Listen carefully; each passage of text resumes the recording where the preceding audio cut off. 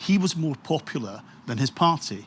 So that's why he did Alex Salmond for First Minister. But if you look at the figures, Anas Sarwar is less popular than his party. So therefore, to make him the only figure in the party, in the campaign, I don't think was ever going to win. Andy, I want to bring you in here. Welcome to the sofa. What have you made of what you've been kind of watching unfold this morning, and what have you been hearing as well, importantly?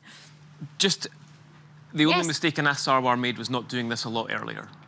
Anas Sarwar can't create a separate message for Labour in Scotland, because when people think of the word Labour, they think of Westminster and Keir Starmer. That's because Scottish Labour hasn't ever put up a separate case. There's absolutely no way in the world that Anas Sarwar could have made this result better. This result is Keir Starmer's result. It's not Anas Sarwar's result. He's not done anything wrong at all. What he did the other month in calling for Starmer to go was absolutely the right thing to do. He would have done it even worse today had he not done that than if he did. There's no hope for Labour or, frankly, any other unionist party in Scotland as long as they're tied to the party at Westminster. They'll never, ever win. It won't change.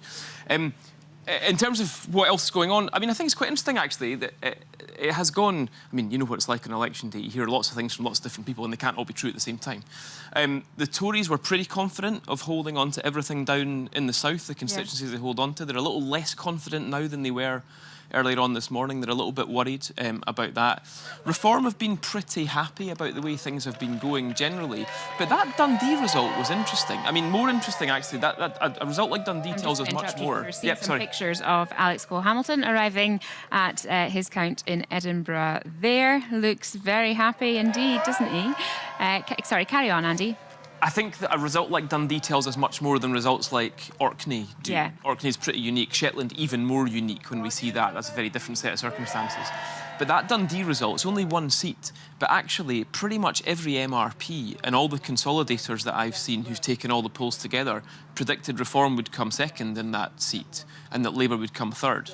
All of them thought Reform would beat Labour. Now, it's one seat. Yeah. Nobody's going to be getting too worried at the moment, but Reform will have an eye on that and say, well, hold on, that's not quite what we thought we were going to do there. So that might end up be interesting to see the next few urban seats and just see what the Reform-Labour differential looks like, because that's not what was supposed to happen, according to the polls. Jeff?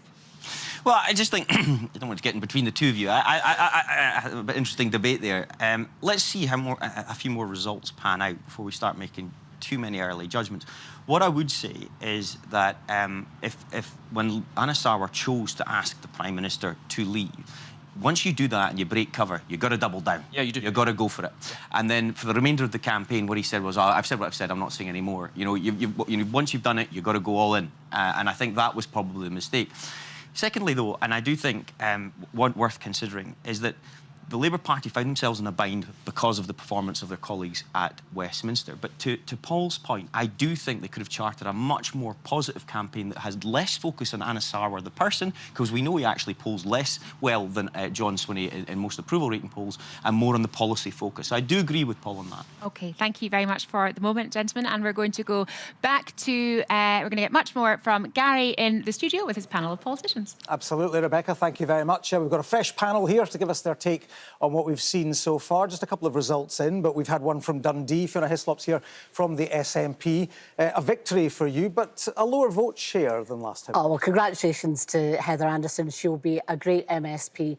And to get almost half the vote in any democratic contest, people would recognise that's a major achievement. So congratulations to her. Also, congratulations to Liam MacArthur. All these candidates have been put through their paces, so we need to recognise them. I know you've had hours of punditry, but remember, it's those that put their neck on the block and who stand for election that we should give credit for. And good congratulations to our first two MSPs. Well, Christine Jordan, I presume you want to do the same for Liam MacArthur in Orkney from a Liberal Democrat perspective. Absolutely. And as Fiona says, anyone who puts themselves up for election knows what it's like. And to come through it and win, it's a huge achievement. And Liam now has been there since Jim Wallace retired, the late Jim Wallace, and it's a massive achievement for him. But for me, this is also quite an exciting election because we are looking at some very positive results coming in. We're confident we're going to win Edinburgh Northern from 5th place. It's looking really good in Strathkelvin and Bearsden. So we're confident that this will be our best election result for a while. If that comes to pass, have there been specific issues in those constituencies? No, I think what we've presented is an alternative, a positive alternative, because people are And I heard somebody say this earlier, scunnered, actually, with the way things are in Scotland. We've got so much potential. There's so many possibilities. And we just feel that it's been misfiring for years now, and we need to fix it. And what Alex has done is run a very positive campaign about the possibilities for Scotland and shown how we can make a difference. Even in opposition, we've won things from the Scottish Government in budget terms for various parts of Scotland. In Edinburgh, the Eye Pavilion, we've won money for the Highlands, where we're also interested, we're watching to see what happens in Caithness, Sutherland and Ross, where David Green's got a very good chance of beating Marie Todd. And that, for me, is a big thing, because, you know, I've known David since he was in the Scottish Youth Parliament. So... And the Lib Dems, the Lib Dems have done well. It's good that they're excited, absolutely. We like a bit of excitement, absolutely. Let me bring in Angela Ross here from Reform. That vote from Dundee showed, coming from nowhere, that you were polling reasonably well. Are you optimistic at this stage, especially given what we've seen down south overnight? I mean, yes. I mean, down south overnight, we've seen an incredible turquoise wave sweeping through the councils, and that's very positive to see. I think we're early days so far in the count, so we're just hoping, keeping everything crossed for some of those key constituencies where we were polling kind of in second during all of those polls. So looking at those, maybe some Bamfordshire, up in the northeast Bamfordshire. And coast, yeah. And the coast up there. We're looking at, some of those seats, or Glasgow area, so just looking at what happens with those. Do you have a plan here for being at Holyrood if a sizable number of your party is returned? It's unlikely you'd be the largest party, but if, as the poll suggests, you do well, perhaps second, third place, what is your plan in terms of being an opposition party? I mean, our plan all the way through, so we are not politicians. I've not done this before, so 80%... It might be quite soon, you never know. 80% of our candidates have not got a politician background, so we're coming in as real people. Most of us have had to balance day jobs at the same time as going out and campaigning, so that's been a challenge. However, we've got all of this energy, we're grassroots, we really understand the challenges that people have been through. So on the doorsteps, we were really resonating with the messages we were hearing, particularly about the cost of living. That's my primary reason for coming into this, because I'm fed up, as are many people, with the state of our country. How much has Labour been squeezed, Gordon McKee, by not just Reform, but also the Greens? Have you been drowned out by these two parties, which for some people have seen as being new and exciting? I don't think we've been squeezed out by Reform. I think there's very little, in the Venn diagram, very little coverage there, and certainly not in my constituency. Look, we've had a couple of results so far. We don't know how the rest of the day is going to play out, as we spoke about earlier. A great deal of pessimism, though, in Labour ranks. Well, as we spoke about just a little while ago, Gary, the results overnight were disappointing in England, and it remains to be seen what happens throughout the day here. Dundee result was obviously never a constituency that we're likely to win, but our vote share was up there, which I think is significant. And of course, the SNP vote share down. Michael Mara, of course, a front bench spokesperson in the last Parliament. Yeah, indeed. So we've got to see how the day plays out. Will there be questions about Keir Starmer's leadership once again at the end of today? Well, look, we've got to reflect on the election result when we've got the full results as a party, and that includes all of us thinking about what the electorate have said to us and how we can change to meet that demand. As I say, the electorate is never wrong, and we've got to listen to them. Well, how do you, Andrew Bowie, as a party, the Conservatives, change to meet that demand that we're hearing about there? Because we're now in a new world, it seems, of multi-party politics. We've been used to in Scotland, but perhaps less so elsewhere in the UK. I think we just got to win the battle of ideas, and we're up for that fight. It's obvious we're having a difficult day in Scotland. There are parts of the country where we seem to be doing very well, where the Conservative vote's holding up, and other parts where it's more challenging. Across the rest of the United Kingdom, equally. Parts of London in particular, where the Conservative vote did very, very well last night. Other parts where we saw Reform eating away at our vote. And so we've got to... You need to move on to Reform's territory? No, I think we've got to, as I said, beat them in the battle of the ideas so we can beat them at the ballot box. I don't believe for a minute that the simple solutions to the incredibly complex issues that this country and indeed the world is facing, that Reform are putting up, will actually lend itself to bringing about a better quality of life for the people in this country. I think they're going to be found wanting when they get to Holyrood in the numbers that it looks like they might be, as they've been found wanting in Kent and in other places where they've actually had administration. okay, we'll have to wait and see what actually happens at the end of today. But I think people will be disappointed by the Reform representatives that are about to get in Holyrood. And I very much hope that we're able to then make the case for a return to Conservatism. Well, Angela's shaking her head. We'll come back to you and get some reaction a little later. We'll come back to all of you a little later. But in the meantime, let's head back to Martin. Gary, thanks very much indeed. A new look to our panel up here on the 4th floor in Pacific Quay. We've subbed Glenn Campbell out and subbed Tom Hunter, Sir Tom Hunter, in his place. You've had plenty to say about this campaign as it's gone through this electoral process. You know, is it fair to say you've not been wholly impressed by what you've seen until now? No, I think the word that's been used quite a lot this morning is scunnered, and I don't think there's any great vision for Scotland. I don't see anybody who's enthusing the voters to get them out. I mean, 46% in Dundee turnout. It's quite poor, I would say. So, yeah, I think this is a vote for what people don't want. There's nobody there going, right, I'm really getting behind this party, and this is what I want. Here's the great vision for this great country. Antithesis politics, you call that, Ailsa, don't you? Voting against the people you don't want rather than for the people you like. No, negative partisanship, yeah, which, I mean, for a long time in Scotland, it was negative partisanship towards the Conservative Party. And one of the things that the appearance of Reform appears to have done is to taken on that mantle for a certain portion of the electorate and actually made the Conservatives look rather more palatable for a number of people. We asked, in the Scottish election study, we asked people before the election what emotion they were feeling about this election. And the good news is that the most commonly cited word was hope, but cited by about 20%. But the bad news is that the next several were fairly negative things like anxiety and apathy and distrust and fear and things like that. Dread was in there, wasn't it? Yeah. I mean, they're words that you'd expect to see on a horror movie poster, not campaign literature. It's extraordinary. You know, dread, anxiety, fear, all of that. Here's John Swinney arriving with his wife Elizabeth at the Count in Perth. He is being applauded in. One wonders what he will be thinking, what he will have been hearing. The First Minister, very strong chance his party will come out of this, according to the polls, as the largest party in Scotland at the end of this. But the numbers are all important here. And that number 65 that he imposed upon himself and his own party is the threshold that it would take. 65 seats, a majority of the Scottish Parliament is what it would take to claim a mandate for an independence referendum. Let me turn to you quickly, Bernard, as we're looking at pictures of John Swinney. I mean, it's been made, the point's been made more than once today. He's engaged in 5 elections in Scotland as leader of the SNP. He hasn't won any yet. It seems today will probably be his day. He's going to win this one. He'll be getting a lot of intelligence from people in different count centres, and he'll be getting a bit of a mixed bag. He'll be disappointed from what he's hearing at the Edinburgh count, where it looks as if Edinburgh Central is going to fall.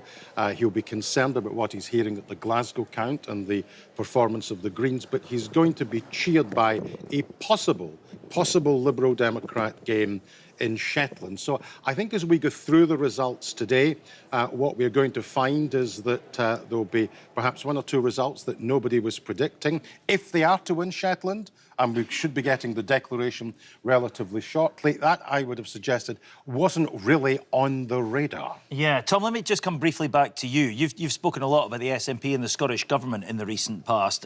We wait to see what Swinneyism is. If he's returned to Bute House and wins this election, perhaps now is the moment that he shows us. What would you like to see from the SNP? Because we've seen various different iterations of that party in the last 10 years, haven't we?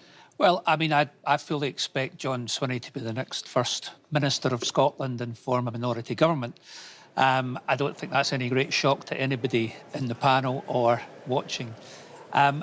What do I want? Well, I think what John Swinney and I agree with is we want Scotland to flourish. But then our views begin to diverse how we actually achieve that. There's going to be a lot of new MSPs coming in, but from a business point of view, they're going to be inexperienced from a business point of view, Martin. And what I would like them to see is if John is going to be the leader of Scotland, I think he needs to govern for the whole of Scotland. And I think he needs to say, right, here's a new start. because 19 years of the SNP, from an economic point of view, has not been good. It has not been good. That's just arithmetic. That's not a political statement.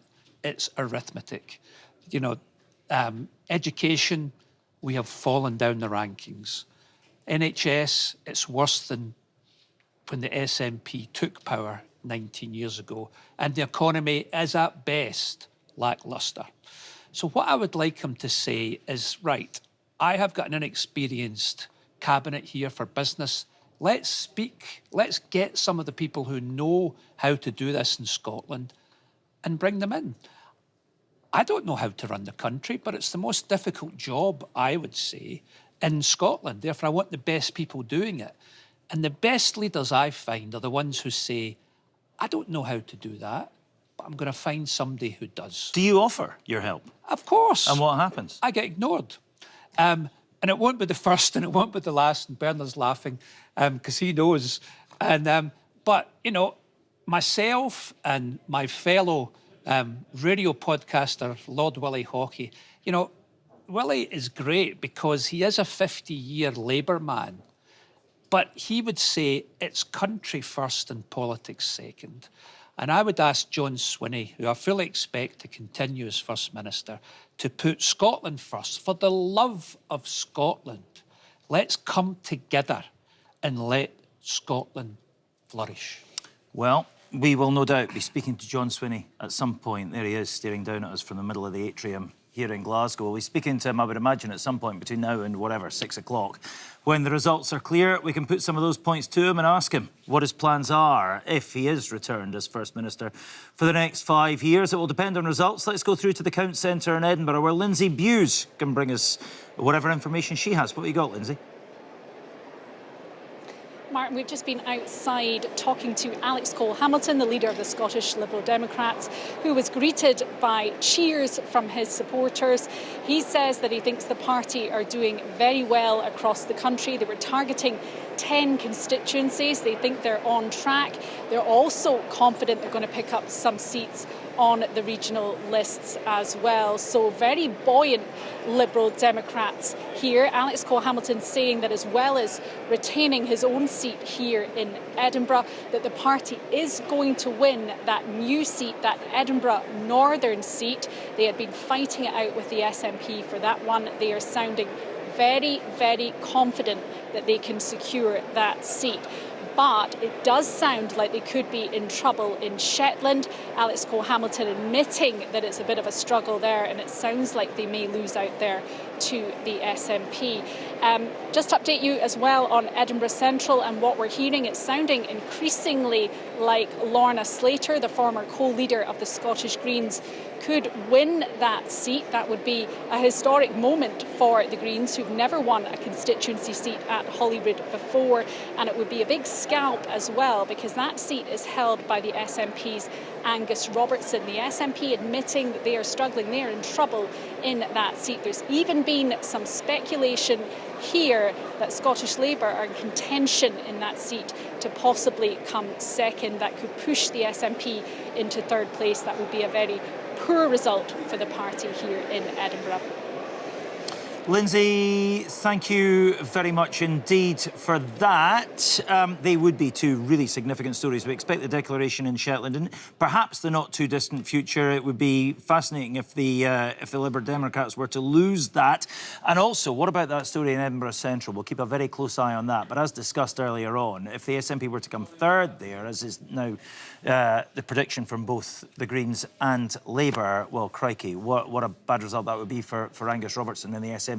Look, we've got a handful of declarations in now. Let's hand to Laura Miller, who can bring us up to date with the latest news.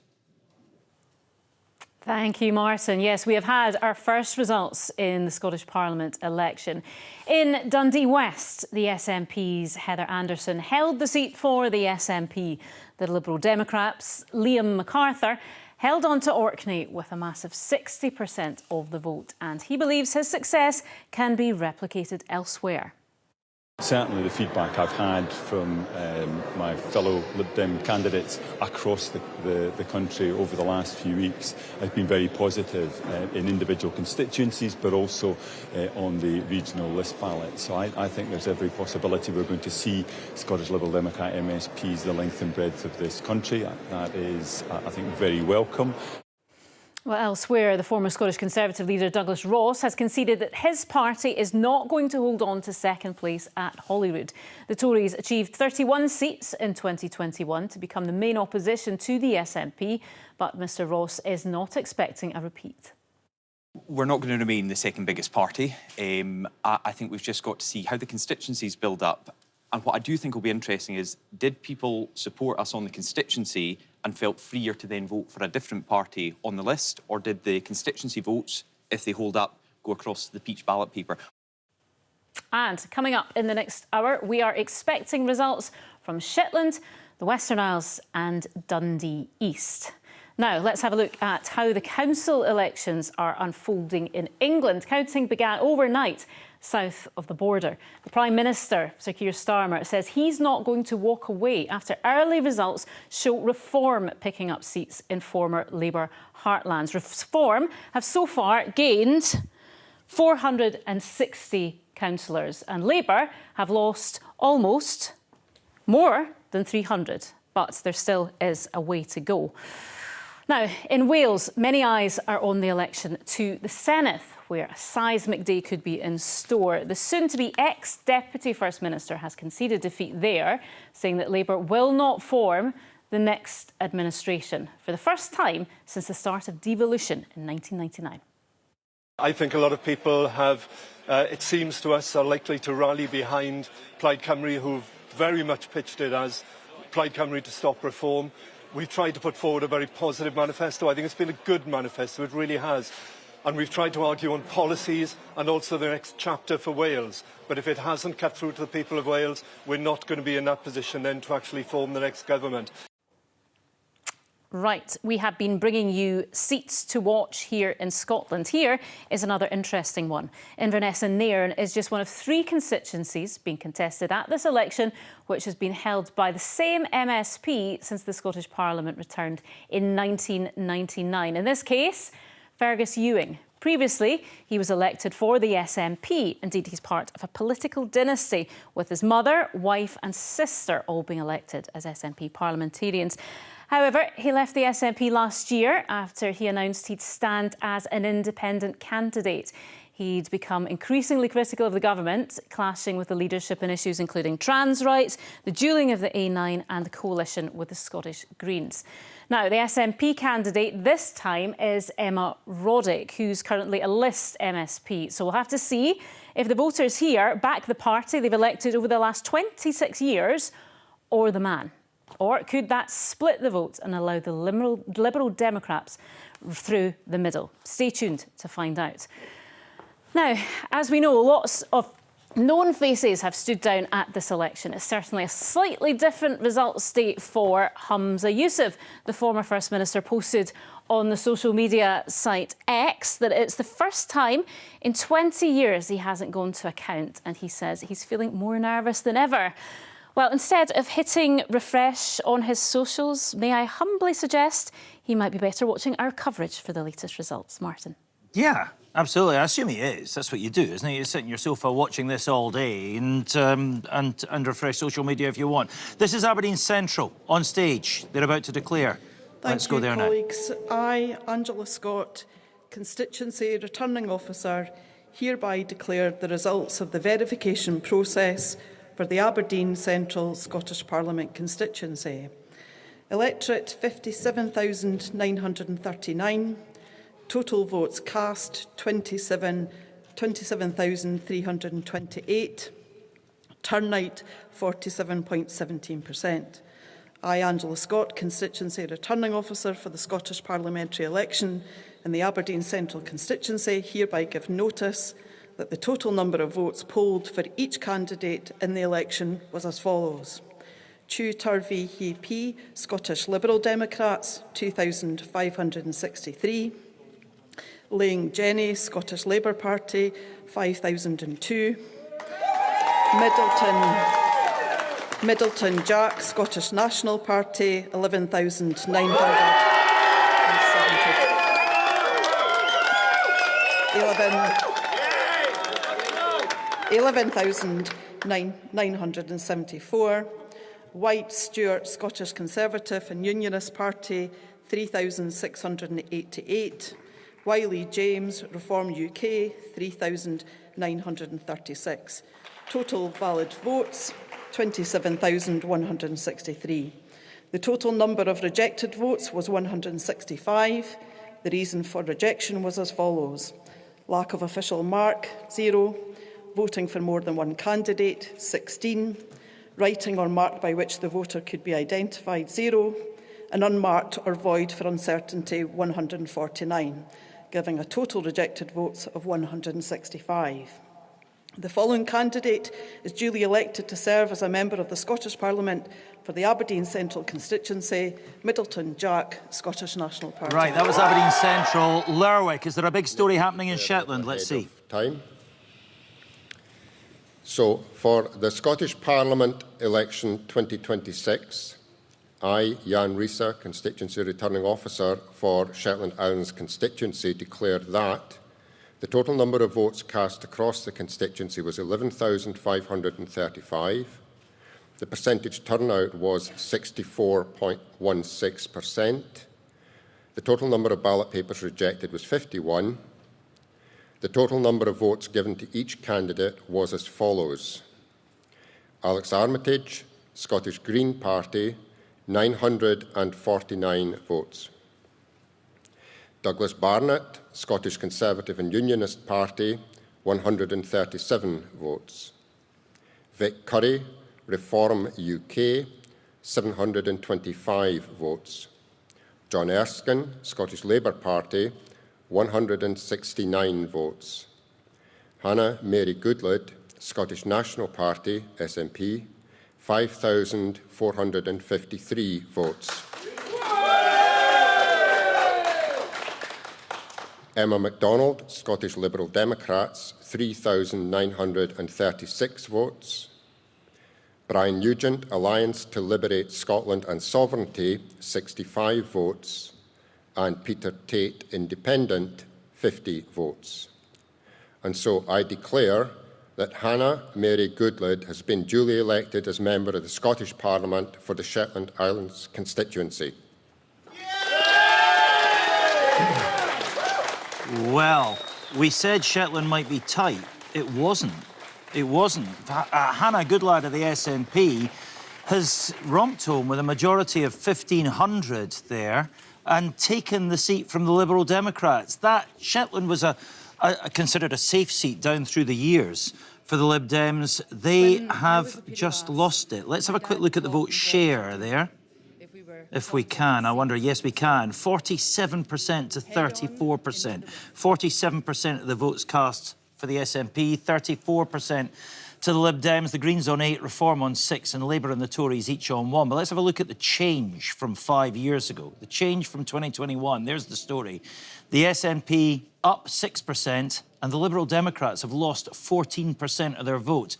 The Greens up 8, Reform up 6, because they got 6% of the vote and they didn't stand last time, and the Labour and the Tories both down. I think we can have a look at swing, because the boundaries here haven't changed, so actually there is purpose in looking at swing. There we go, a 10% swing from the Liberal Democrats, away from the Liberal Democrats and to the SNP. That is what has returned Hannah Mary Goodlad to Holyrood as the SNP MSP for Shetland. We haven't been able to say that before. Ailsa.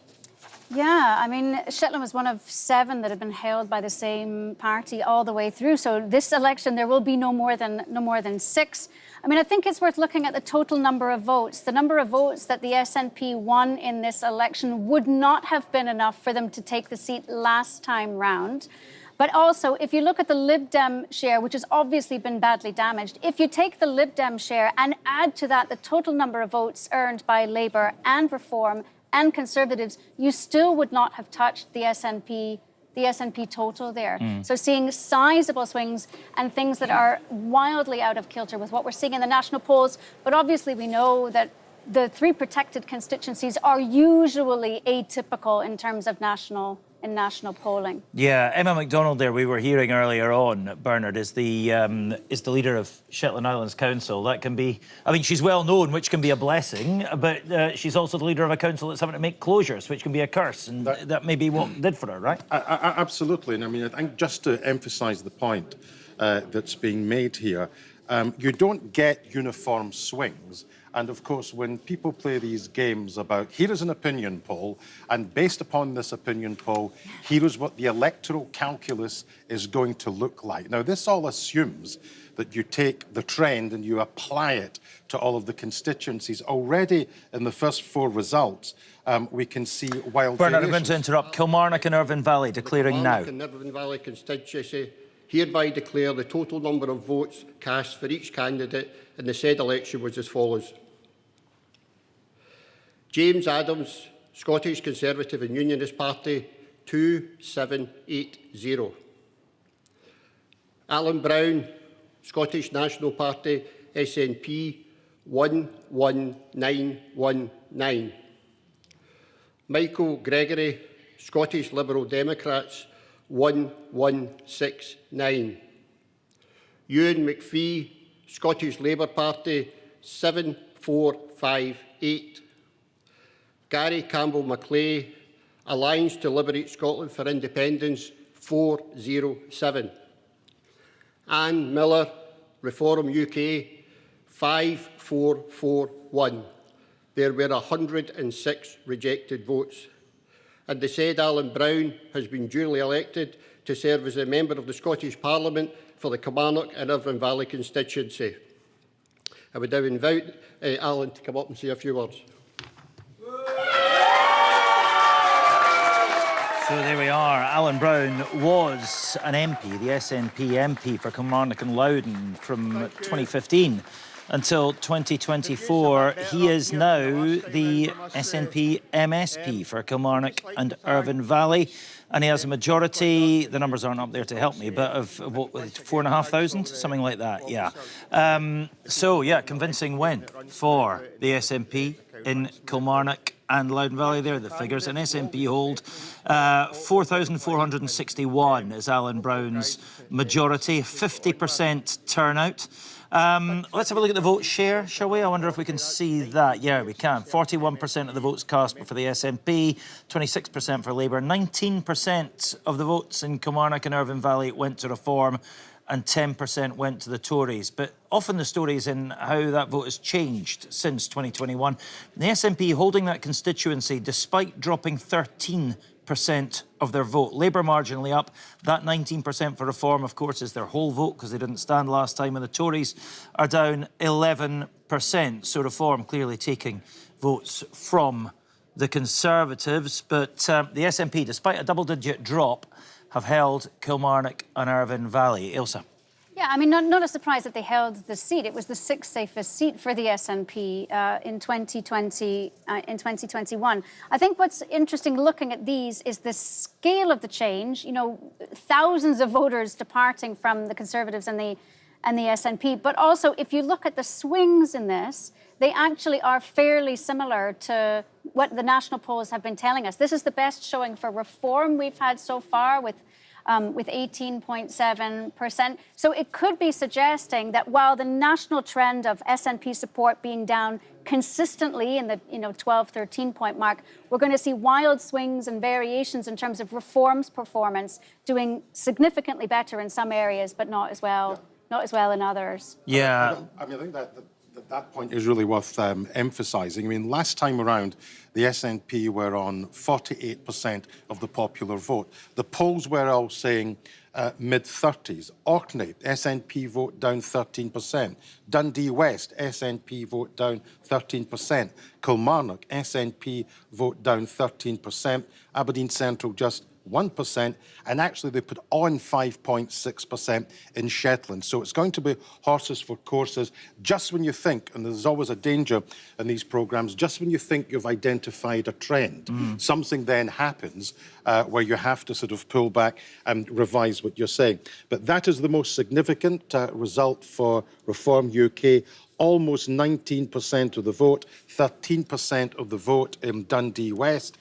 It tells us what we already know. They're going to have representatives in the Scottish Parliament. Yeah, and you were telling me, Douglas Ross, that you think Banffshire and Buchan Coast might be where they take a constituency. Yeah, indications at the moment are they are ahead. Obviously, we've not counted all the votes there, but the parties all sample, and I think the parties are in agreement. It's very close, but it looks like Reform ahead of the SNP, who are ahead of the Conservatives there, in what was a three-way marginal going into this election. All right, we Just saw... one final point yes. on turnout, which is maybe worth that. I think we can now say the turnout will be down and probably well down on last time. Orkney turnout down 7%, Dundee West down 10%, Aberdeen Central down 8%, Kilmarnock down 10%. We're looking at early to mid-50s. Yeah, well, we're beginning to get enough data in to try and establish some of these patterns. Phil Simms going to have a bit more on that in a minute because he is forever crunching numbers. But a little while ago, we saw the First Minister, John Swinney, arrive at the count in Perth. He was applauded in by his supporters. David Henderson is at the count centre. David, any sense of the mood there?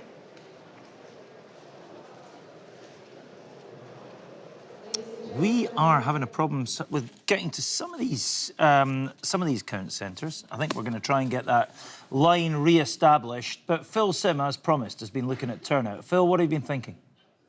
I mean, it's interesting. So if you look across the board at turnout, we are seeing broadly down 9 or 10 points across the country. But it's not uniform. In some places, it's been far healthier.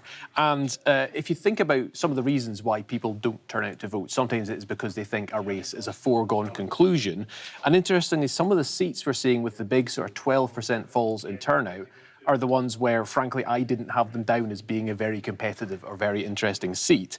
But the ones where turnout is holding up, there is a pattern developing that they are the ones we've been talking about all programme. So Shetland there, obviously an incredibly interesting result. First time a non-Liberal candidate has won Shetland since 1945. Well, turnout was there down by only 1 percentage point. And the other seats with small falls, things like Glasgow Southside, down 1 percentage point. Glasgow Kelvin, turnout is actually up very slightly. Edinburgh Central, it's only down by 5 points, relatively small. So it does suggest that people are coming out to vote in these tighter knife-edge contests, and it's providing a little bit of a guide to what the seats might be, which end up being very interesting ones to watch. Yeah, if you know your vote's going to be needed, then you turn out and deliver it. If you don't think it is, then maybe that's where the apathy creeps in. Right, David Henderson, as discussed, in Perth, where the First Minister has arrived at the County Centre. David, give us a sense of the mood. Well, Martin, just in the last few minutes, John Swinney arrived. The noise level has risen, the energy level has risen quite clearly, because at last people here know that there's an end in sight. The victory line is in sight. John Swinney was looking pretty cheery when he arrived. He was cheered by supporters.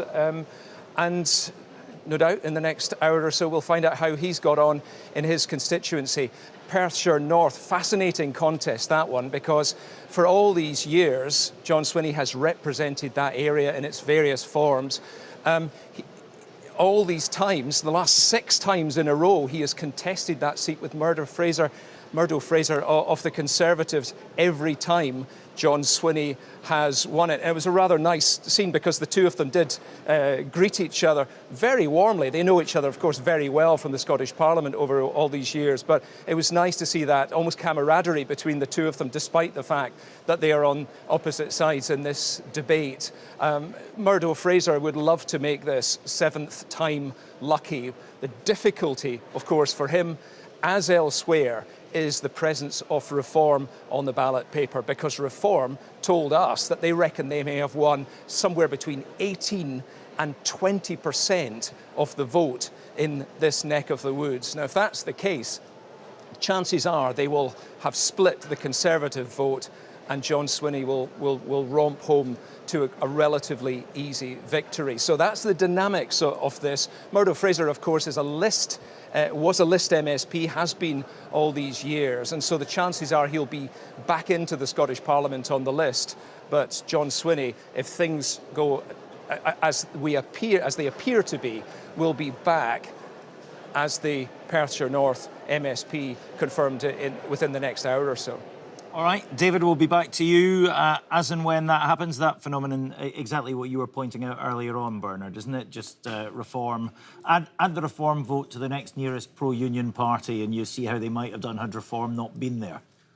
Yeah, yes, I mean, but we'll wait and see where we are by the end of the night. I mean, it's interesting what Douglas is saying about Banffshire and Buchan Coast. If they were going to get one constituency, it was probably that constituency. But of course, if you do well in the constituency but not well enough to win, and that share is replicated on the list, you are compensated. And one of the interesting things about the intelligence that we're getting from the Glasgow count, and that this may well be the case with the Edinburgh count as well, we were just assuming that the SNP would have a clean sweep of constituencies in Glasgow. If they lose one or if they lose two, they may well be compensated on the list, just the way the system works. It's almost as if there are two results programmes. We sit through the first past the post element, where we seem to be here for hours and hours and hours, and not a lot's happening. It's not my fault. Then all these list result comes in, and all of a sudden, like the Eurovision Song Contest. I don't know if you're a fan of Eurovision, but you sit there for 2 hours of results, and then all the other jury votes comes in, and then you think, why were we sitting through all of this? Well, yeah, but it adds to the drama, Douglas, doesn't it? It is, and well, I hope people are sitting through this, or we're all wasting our time. Just on John Swinney's count, numbers are really important in the Swinney household today, because John Swinney invited all the retiring MSPs to Butte House, and I was having a discussion about family, and his son Matthew has got his National 5 maths exam today, so he'll be thinking about his dad's count in Perth and his own counting. Look, it's going to be very interesting as we see, as Bernard says, the constituencies are a bit more predictable, but there will be some anomalies in there. Actually, the lists will be predictable to an extent. Those final couple of seats on each list, though, will be to the very last moment unpredictable. It could come into 100 votes here or there. John Swinney's not shy of telling people that his son Matthew is a fierce critic of what he does, or certainly gives him an unvarnished analysis of his performance. He came in to record a podcast, one of the Scottcast podcasts with me, one of the big leader interviews, and Matthew and Liz, his wife, came in with him, and we took a little break, and Matthew's head popped through the curtains that we got in the podcast studio halfway through. He just said, "Dad, I need a word. He said, "What is it?" And he just said, "Keep your answers shorter." so young Matthew Swinney, who's sitting in that 5 maths, is it's not the last you've heard of that name, I suspect, in the world of politics. He knows exactly what he thinks. Right, Rebecca's got some interesting intel from Holyrood, I understand.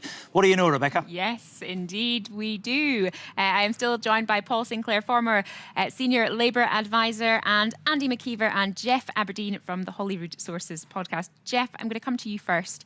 We've had a little flurry of results there, quite something in Shetland. What have you made of them? Well, I think stunning result for the SNP in that constituency. Hannah's actually formerly of Equinor, where she worked on renewables and oil and gas. She knows a lot of the local industry up there. I think she's from a fishing family as well. But just a wee anecdote, the SNP in 2007 tried very hard to win that seat, failed, tried very hard in 2011, and every single contest since. So this will be a big Spent a lot of money, haven't they? They have, and I think John Swinney will be very, very pleased with that. Just one other thought, a little bit of insight. Spoke to somebody in Airdrie who believes that Neil Gray may have won 40% of the vote there or thereabouts, with Reform in second and Labour in third. So that would be quite a significant result. And I think we're now starting to see, as Bernard was talking about before, the variances of the Reform vote in different parts of the country. But that could have big impact when we come to the list vote, as he was discussing earlier on as well. Yeah, I'll bring you in there, Andy. How important is the list vote going to be?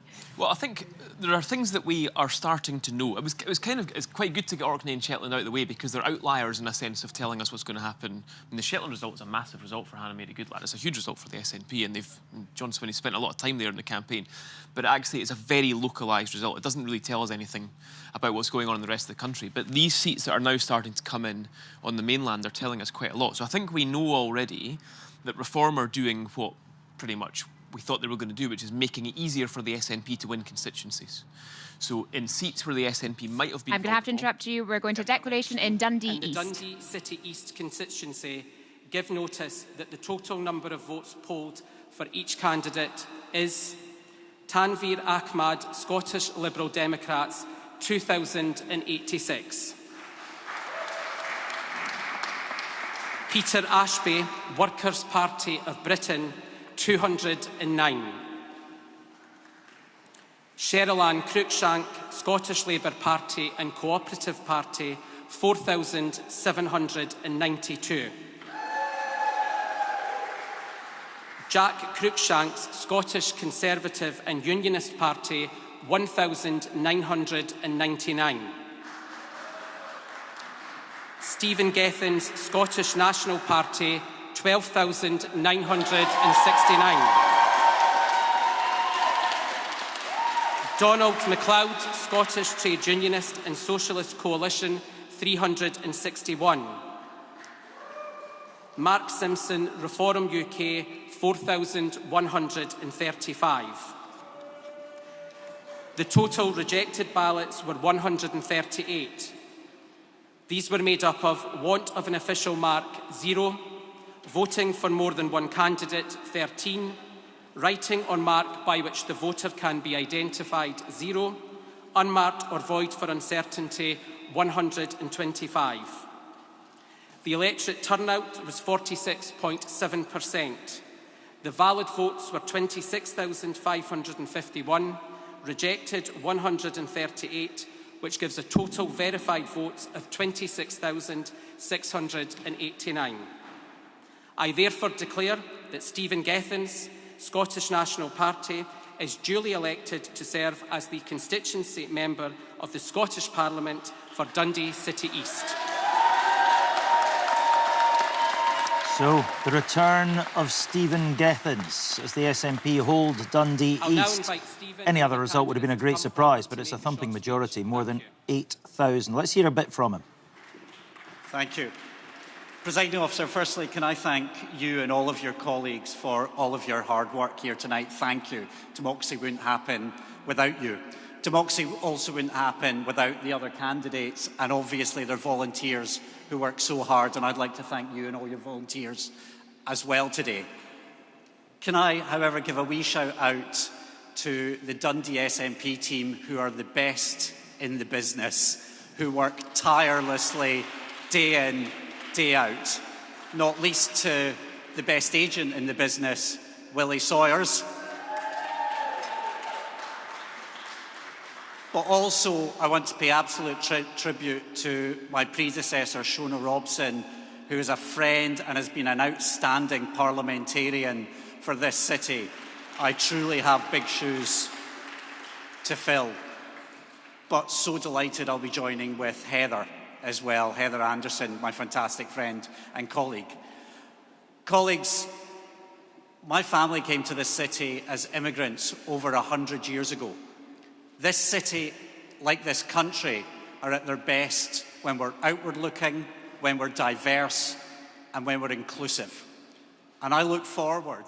So, Stephen Gethins, returning to politics. He started his career as a special advisor. Well, actually, he started his career working for NGOs in the Balkans. He is a foreign affairs specialist, a huge passion for foreign affairs. Moved into the SNP and became a special advisor. Special advisor, I think, to both Alex Salmond and Nicola Sturgeon. And then, of course, was an MP, the MP for Arbroath and Broughty Ferry between 2015, 2019? Yeah. Something like that. Right. Anyway, whatever. That's all in the past. No, he was North East Fife, and then he lost to Wendy Alexander, and then he got in. That's right. So there he was out between 17 and 19. There we are. Thank you very much indeed for that question. Who cares about any of that? That's all in the past. The future for Stephen Gethins is the MSP for Dundee City East for the next 5 years at least. And there are the numbers. What a majority to be swept home on, 8,177. But the turnout, just 47%. Maybe that lends credence to exactly what Phil Sim was talking about earlier on. If you're in a marginal seat, you're likely to turn out and vote. If you're in a safe seat, perhaps less likely. Let's have a look at the vote share, shall we? Stephen Gethins taking almost 50% of the votes cast in Dundee East. 49% to him, 18% to Labour, 16% to Reform. How does that change from last time round, from 2021? Well, there you go. All those votes for Stephen Gethins, but still 10% down on last time. Labour almost exactly the same. Reform up 16% because they didn't stand before. The Tories down 10%. Ailsa pattern emerging. Double-digit drop by the SNP, but still a convincing win. Yes, I mean, the one pattern that seems to be, well, there's a couple. One is that the national polls are doing well about predicting the Conservative drops and the SNP drops. Reform, highly variable, but it's a rare one where they're hitting some of the national polling figures that we were seeing. What's absolutely clear is that we were saying in February that on the Scottish election study data, it looked like the percentage of people who were 10 out of 10 likely to vote was 10 points down on the equivalent poll before the 2021 election. And that suggested that we would be looking at turnout between the low to mid 50s. We now appear to be heading absolutely in that category. And what will be interesting to see, given that we know that turnout is up in Wales, is whether turnout will be higher in Wales than it is in Scotland for the first time since 1999. Right, listen, let's just take a breather, shall we, with, 6 constituencies declared, to get a bit of the story so far. Here's David Wallace-Lockhart to tell us the story in graphics. Well, Martin, here's our constituency map of Scotland. As you can see, still a lot of grey on it, but at least we're off the mark, starting to fill in a few seats. And we'll spend quite a lot of today looking at that map, but we've also got another version of it that we call the hex map, which is quite handy because what it does is it makes every single constituency in Scotland the same size. It distorts the geography a bit, but it's good for getting the overall picture. The outline of each hexagon is who held the seat in 2021. So as you can see, we're starting to fill it in. Not quite there yet. We're going to look at a few interesting seats right now. Some have come in, some have not. We're going to start in Edinburgh Central, where we're hearing that the Scottish Greens are feeling increasingly confident about winning their first ever constituency. And that would be a big deal. That would be the former co-leader of the party, Lorna Slater, unseating Angus Robertson, SNP sitting cabinet minister, and it would in all likelihood mean he'd be leaving Holyrood because he's quite low down on the regional list for the party. Now we're going to go to a seat that has declared probably the most interesting result we've had so far, and I'm going to head to the extreme north. I've got to go so far. I'm going to be in the Holyrood chamber to talk about this. Talk about Shetland, because Shetland has been Lib Dem since devolution in 1999. We often take it as a given it will vote for the Lib Dems, but that trend has been bucked. The SNP have taken it quite convincingly, actually, with their candidate, Hannah Mary Goodlad. And we can have a look at the change in share of the vote. You can see the SNP up quite a bit, the Lib Dems really down, and Greens and Reform both up. Too early to say if that's going to be a pattern across the country. Shetland's not your typical seat, but definitely probably the most interesting result we've had so far. Now, we mentioned Reform UK there. What about Reform UK? They're the big unknown, I suppose, in this election, and we are supposing that a lot of their seats, if they ultimately do get them, will come via the regional list. But here in Banffshire and Buchan Coast, probably their best shot at winning a constituency. Karen Adam for the SNP has a majority of fewer than 800 votes. It's the one that Reform think if they could win any constituency, it could be here. Conrad Ritchie there on the right is their candidate. Conservatives, also with James Adams, are a factor there to watch out for. But really, potentially interesting one, and the best shot that Reform UK probably have of winning a constituency in this election. Look, there's still a lot of grey on this map. There's a lot of seats to still fill in. So, Martin, if you want to come back to me at some point later in the programme, hopefully we'll have a bit more colour in this map. Hopefully we'll have a few more interesting seats to talk about, because it does look like we could be in for a few quite interesting results in the constituencies in this Scottish election. Yeah, if we don't have more results by the next time we come back to you, we're going to be in a bit of trouble. You'll have nothing to talk about and we'll be running out. David Wallace-Lockhart, thank you. Much more from him. But let's hear what Gary Robertson and his guests have to talk about. Yeah, quite a lot to react to on those declarations that we've had already. Fiona Hislop from the SNP, big smile on your face because you've taken, or at least you've held on to Kilmarnock, Aberdeen Central, Dundee East, and taken Shetland as well, which is quite a big turn-up. So we've got an SNP gain, we've got the SNP winning and winning well. And if you look at those percentages in any other country, any other European country, votes over 40% would be well considered, and after 19 years of government. So this is a vote of confidence in John Swinney and the SNP government. And a big shout out to Hannah Mary Goodlad. She ran a great campaign. She'll be a really good asset. And when you see the hinterland and the background that people are bringing into this parliament, there'll be strong MSPs taking the country forward. And I think it demonstrates that the SNP is a party that has run a positive campaign, has ideas for the future, has ambition for the future.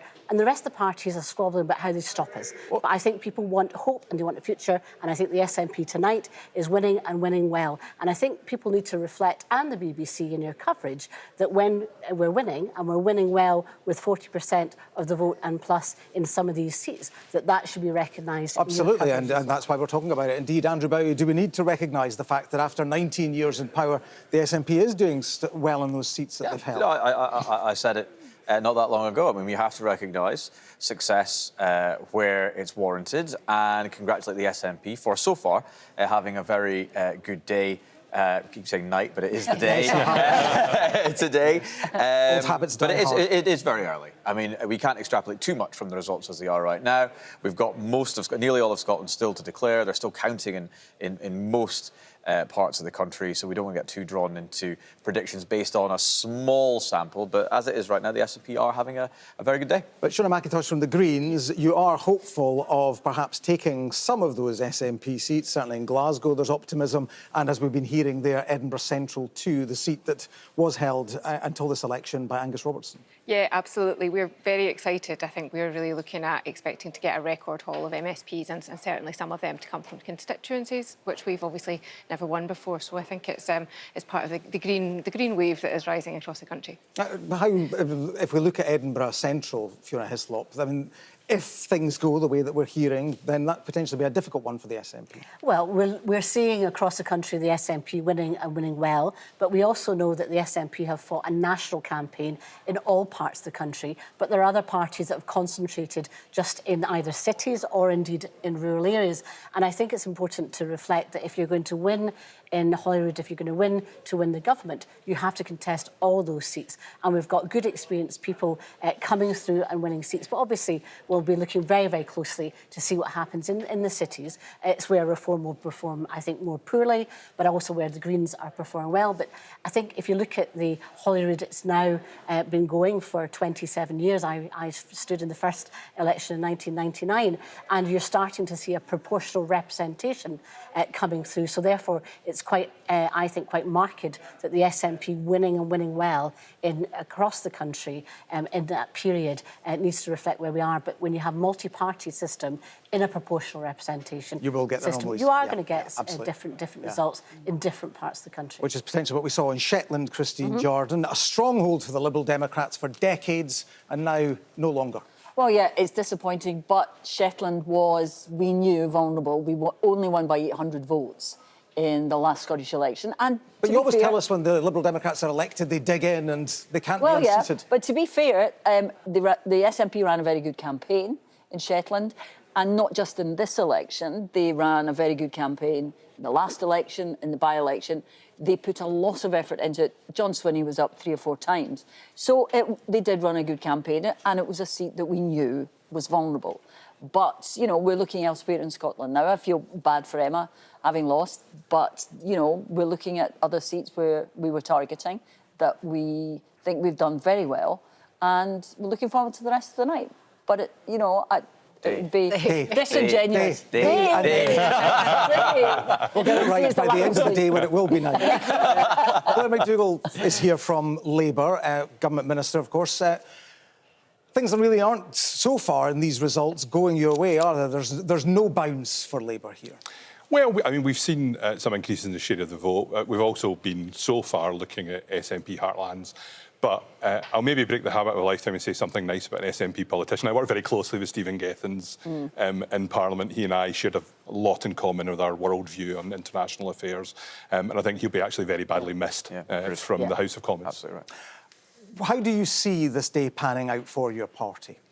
Well, we'll see what happens. I think some of the commentary earlier on was interesting, talking about where you have very hotly contested local elections, we might see slightly different results happening and closer results happening. I think actually the Shetland result is an example of that, where I've lost count of the number of times the SNP candidate came into my Instagram feed because she was running a very creative, very energetic campaign. And I think where you see that happening around the country, I think we'll start to see slightly more closely contested races, whether that's between Labour and the SNP or the Greens and the SNP across the Central Belt. Well, Angela Ross from Reform, you must be heartened by the numbers that you're seeing here, the vote share that you've been getting in these constituencies that have declared so far.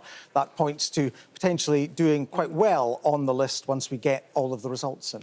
Yes, it aligns very closely with what we were thinking in terms of polls and things. It's interesting to see the vote share. I think there is a story there, a trend with falling percentage for SNP, which is quite interesting to see. Well, it's still sometimes almost half the vote. Of course, but we have to look at the underlying trends. There may be public voices coming through in those trends. We need to listen to those, of course, as well. We are seeing, I think Kilmarnock did 19% for Reform. That's excellent. So let's see where we go with other results coming in. Still a way to go. Fiona Hislop, I wanted to ask you, we need to go to Cumnock and Doon Valley. We're getting a result now. Parliament election for the Carrick, Cumnock and Doon Valley constituency hereby declare the total number of votes cast for each candidate in the said election was as follows. Jack Clark, Scottish Liberal Democrats, 1187. Tracy Clark, Scottish Conservative and Unionist Party, 3680. Sean Davis, Independent, 412. Katie Hagman, Scottish National Party, SNP, 9610. Alison Hewitt, Independent, 413. Caroline Mockin, Scottish Labour Party, 6671. Andrew Scott, Reform UK, 6988. And the said Katie Hagman has been duly elected to serve as Member of the Scottish Parliament for the Carrick, Cumnock and Doon Valley constituency. I would now ask Katie to say a few words. So another SNP holds in Ayrshire, Carrick, Cumnock and Doon Valley, held by Katie Hagman. She is the resources spokesperson for COSLA. She's an SNP councillor, but she's had to criticise the SNP in the past over the funding or lack of funding that are given to local authorities, but she's got a majority of 2,622. 9,610 of the votes went to her. But look at that number right underneath. Andrew Scott of Reform getting just 12 votes short of 7,000 votes. Let's have a quick look at the percentages there, if we can. The vote share, 33% to the SNP, but almost a quarter of the votes in Carrick, Cumnock and Doon Valley went to Reform, pushing Labour into third place there. How does that look when we assess how the votes have changed over the past 5 years? Vote comparisons to 2021. Well, again, the SNP taking constituency with a double-digit drop in their vote. Where did that Reform vote come from? 24% of the vote? Well, look to along to the Conservatives. They've lost 18% of their vote. There's a story to be told fairly clearly in pictures there. So, congratulations to Katie Hagman, the MSP for Carrick, Cumnock and Doon Valley. Congratulations also to Hannah Mary Goodlad, the new SNP MSP for Shetland. There she is. Congratulations to you. Thank you very much, Martin. Tell me about the campaign. You are the first ever SNP MSP for Shetland. You've overturned what has been in the past a very, very safe Liberal Democrat seat. How did you do it? Well, this was a very deliberate, long campaign that we ran. It's been a conversation for 12 months. If you have voted one way your whole life, as Shetland majority has, then it's about having a conversation. It's about being transparent and visible and open. And that's exactly the kind of hopeful, positive campaign that we ran. Liz Lloyd is sitting beside me in the studio. I'm sure you know her, significant figure around the SNP and pro-independence movement. She said what you've done is just a lot of cups of tea and a lot of town halls in various different islands around Shetland. Would that be right? We've been to many of the islands. There's been cups of tea, there's been cake as well, but there's also been fish and chips. I've been fed well on this campaign, and that's kind of the welcome that Shetland always gives. So very, very delighted for the welcome and the conversations that we've had. It's been a very accessible campaign as well. I'm no career politician, and I'm in this to do things differently. Right, well, listen, that's how you did it. What happens now? You're off to Holyrood to represent Shetland. What difference are you going to make? So So what happens now is that we have to make sure that we start the hard work. The journey really takes the next chapter now. We make sure that Shetland's voice is being heard with a seat at the table, right at the heart of Parliament, and that's the mandate, the very, very clear mandate that Shetland has given me and my team today. So very, very grateful. All right, well, listen, congratulations to you. Hannah Mary Goodlad there in Lerwick. A night of celebration, I'm sure, and well-deserved. She is the new SNP MSP for Shetland. Should we go back to Holyrood now to hear what Rebecca Curran and our guests are saying? Rebecca. Thanks very much, Martin. I have with me Kirsten Campbell, our political correspondent, Alison Johnston, the presiding officer, and Mark Diffley, the polling expert. Thank you all so much for being here. Kirsten, I just want to start with you. We've had quite a flurry of results over the past hour or so. What stood out for you? Well, that Shetland result is particularly significant. There hasn't been anything other than a Liberal in Shetland since 1950. So that is a staggering result for Hannah Mary Goodlad, who is, as you can see, a very articulate woman. And I've been tracking the women because the last session of the Scottish Parliament had a record number of female MSPs at 58. It did get up to 59 at one point when Ros McCall was there before the sad death of Christina McKelvey. But 22 of them were standing down. So it's really important that we, see more women coming into our parliament. So we've just had 3 elected in the last flurry of results. Hannah Mary Goodlad there, Heather Anderson in Dundee, who was, I think, holds the record for one of the shortest-lived MEPs ever. She served 4 days, I think. Wow. And Katie Hagman, who, of course, is well known as the COSLA finance spokesman, all coming in. And I think interesting there with Hannah Mary saying that she's not a career politician. Yeah. Many of the people we are seeing coming into Parliament are career politicians. They've either been councillors before or they've worked up through the party as researchers, as assistants, as special advisors and so on. But she works for an energy company, runs a mobile sauna in Shetland. And I think you do need that representation. You need to know what people are up to. You need to have had real jobs. And I think if we get reform MSPs later, I think that's what we'll see more of them too, less of that political class, and that's a good thing. And one further thing to note with Stephen Gethin's coming to Holyrood, the dual mandate rules that were brought in just before the end of the last session mean that he has 49 days to resign his MP seat. So there is a by-election to come. If you didn't have enough of elections now, there's one to look forward to. Excellent news, excellent news. Alison Johnston, thanks so much for coming to speak with us today. When we're talking about the kind of newbies coming in, of which there will be quite a few, won't there? I mean, what kind of things can they expect? You're the woman that knows it all in there. Yeah. Well, Parliament opens its arms and will warmly welcome new colleagues on Monday. There'll be new colleagues, there'll be colleagues returning too. And just, behind the scenes in Holyrood today, much work is underway to make sure that induction and introduction to parliamentary life goes as smoothly as possible and as informative as it can be. I mean, currently today, as members are elected, they're being contacted by Holyrood officials and told about what to expect next week. They'll be contacted in writing today, they'll be called over the weekend. That quick? Yeah, absolutely, that quick. That is happening live. There's a lot to take in as a new member, and it's about getting the balance between making sure members have the information they need without overwhelming. But there'll be, introductions to committees. I'll be running